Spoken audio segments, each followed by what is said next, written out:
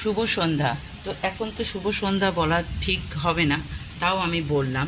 তো এখন বাজে 8:30। তো কীরকম আমাদের এখানে বৃষ্টি হচ্ছে দেখো, বিদ্যুৎ চমকাচ্ছে। আমি ছাদের মানে ছোট ছাদের গেটের সামনে দাঁড়িয়ে আছি, দাঁড়িয়ে এই ভিডিওটা করছি।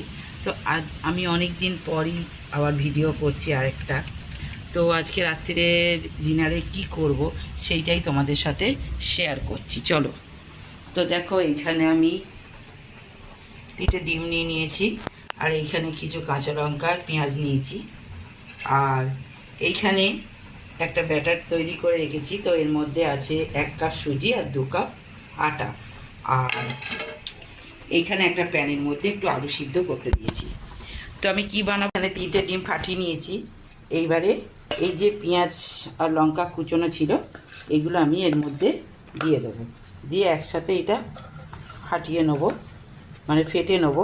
দিয়ে আমি কি করি সেটা দেখাচ্ছি। এর মধ্যে একটু লবণ দেব। একটা পাত্রে আমি ডিম 3টে ফাটিয়ে নিয়েছি, তাতে পেঁয়াজ কুচি আর কাঁচা লঙ্কা কুচো আমি দিয়ে দিয়েছি। আর এইখানে দেখো আলু সিদ্ধ করে এটাকে ভালো করে ঠান্ডা করে মেখে নিয়েছি।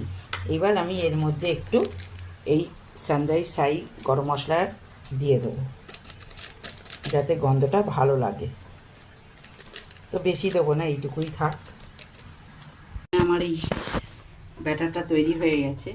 আমি ডিম আর আলু দিয়ে আগে দেখিয়ে নিয়েছি, আর তার আগে যে ব্যাটারটা করা ছিল সুজি আর আটা দিয়ে, তো সেইটাও করা হয়ে গেছে। তো এইখানে আমি ফ্রাই প্যান জেলে দিয়েছি। এবার একটু এটা ব্রাশ করে নেবো তেল দিয়ে। এইবার এটা একটু ব্রাশ করে নিচ্ছি চারদিকে।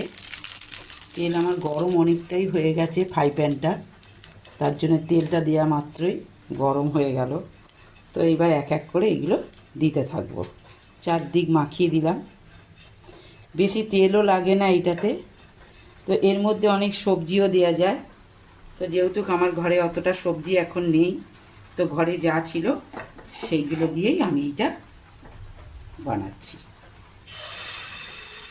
তো প্রথমে একটু অল্প করেই দিচ্ছি,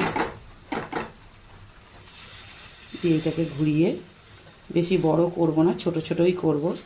এটা ব্রেকফাস্ট বা ডিনারে ভালো লাগে খেতে। এক এক সময় মনে হয় কি রান্না করব, রাত্রিরে কী ডিনারে বানাবো, তো এইগুলো বানিয়ে খাওয়া যায়। তো এর মধ্যে একটু সস দিয়ে, কিছু লাগে না, একটু সস দিয়ে বানালেই হবে। তো চলো এটা বানাতে থাকি।